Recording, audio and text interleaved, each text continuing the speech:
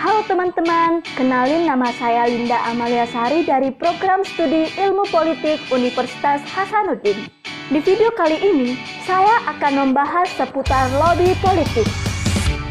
Belakangan ini, dunia perpolitikan khususnya Indonesia dibanjiri dengan berita pemilihan umum serentak yang dilakukan pada seluruh wilayah. Apa sajakah itu? Mulai dari pemilihan presiden dan wakil presiden, DPR RI, DPD RI, DPRD Provinsi hingga DPRD Kabupaten Kota. Pemilihan umum serentak ini menjadikan masyarakat sangat antusias karena merupakan hal baru bagi mereka.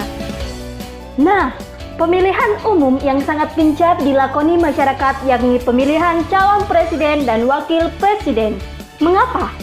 Karena pemilihan ini tidak hanya dibicarakan oleh golongan tua, melainkan golongan anak-anak pun ikut membicarakannya. Dalam mencapai sasaran di pemilihan umum, salah satu bentuk komunikasi politik yang digunakan calon presiden dan wakil presiden yakni lobby politik. Lobby ialah kegiatan yang dilakukan seseorang untuk mempengaruhi orang lain dalam kaitannya dengan pemungutan suara menjelang pemilihan ketua suatu organisasi. Sedangkan politik ialah segala urusan dan tindakan mengenai masalah yang berkaitan dengan pemerintahan negara. Dapat disimpulkan, lobby politik adalah suatu komunikasi politik yang dilakukan oleh politisi atau petinggi politik untuk mempengaruhi sebuah kelompok agar menentukan keputusan yang dapat menguntungkan pihak pelobi secara politik. Penerapan lobby politik telah dilakukan oleh berbagai politisi. Salah satu contohnya Jokowi saat menjelang pemilihan presiden tahun 2019.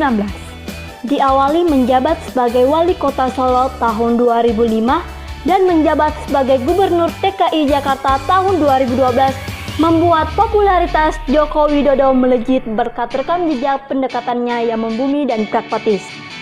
Sehingga Joko Widodo dapat dipercaya memimpin Indonesia tahun 2014 sampai sekarang. Joko Widodo melakukan pertemuan dengan petinggi Persaudaraan Alumni 212, Gerakan Nasional Pengawal Fatwa Ulama, dan Front Pembela Islam dengan maksud menjalin dan menjaga persatuan serta menyampaikan informasi akurat terkait kasus kriminalisasi para ulama.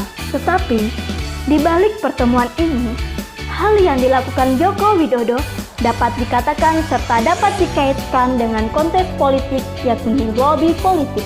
Pertemuan tersebut berpotensi menguntungkan Jokowi karena alumni 212 dapat memberikan peluang untuk memenangi pemilihan presiden ini secara mutlak yang semakin besar. Ditinjau dari aspek komunikasi politik, Joko Widodo menjadi komunikator, sedangkan komunikan terdiri dari Persaudaraan Alumni 212, Gerakan Nasional Pengawal Fatwa Ulama, dan Front Pembela Islam.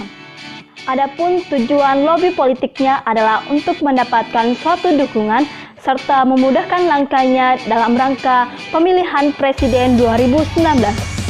Tetapi, lobby politik pada pertemuan itu tidaklah efektif, di mana kenyataannya alumni 212 tidak sepenuhnya berpihak pada Joko Widodo, melainkan pula berpihak pada Prabowo Subianto. Nah, itulah salah satu contoh penerapan lobby politik di Indonesia. Terima kasih.